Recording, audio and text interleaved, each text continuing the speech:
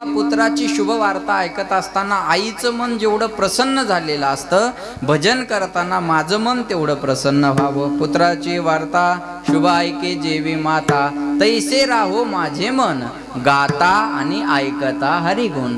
गात असताना आणि ऐकत असताना माझं मन तेवढं प्रसन्न असलं पाहिजे. हे जर कळलं नसेल देवा तर तुम्हाला हरिण माहिती आहे सर्वांना? बोला, हरिण माहिती आहे ना? आपल्याला लहानपणी दाखवायची ते नाही हा, कानाला उचलून दाखवायचे ना, हरिण दाखवतो ते हरिण नाही. आपल्या जंगलामध्ये हरिण असतं बघा.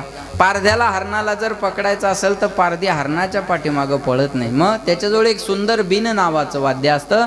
तो झाडावर बसून रेंगे महाराज बिन वाजवत राहतो आणि त्या बिनेचा नाद ऐकण्यासाठी आसुसलेलं आतुरलेलं हरिण त्या आवाजाकडे आकर्षित होतं आणि शांतपणे बिन ऐकत उभं राहतं. आणि तेवढ्यात पारधी भात्यातला बाण काढतो आणि त्या हरणाला मारतो. महाराज म्हणले ऐका लक्ष देऊन. पण ते पडलेला हरिण त्या पारध्याला म्हणतं, दादा माझा काहीच दोष नसताना तू मला मारलं याच्याबद्दल आता माझी तक्रार नाही, पण एक काम कर, जोपर्यंत माझ्या शरीरात शेवटचा श्वास आहे तोपर्यंत तुझं बिन वाजवणं बंद करू नको, एवढीच माझी तुला विनंती आहे.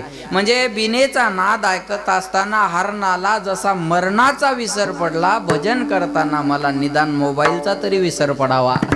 लक्षात आलं का? मला भजन करताना एवढा विसर पडावा बाबा, आहे का नाही?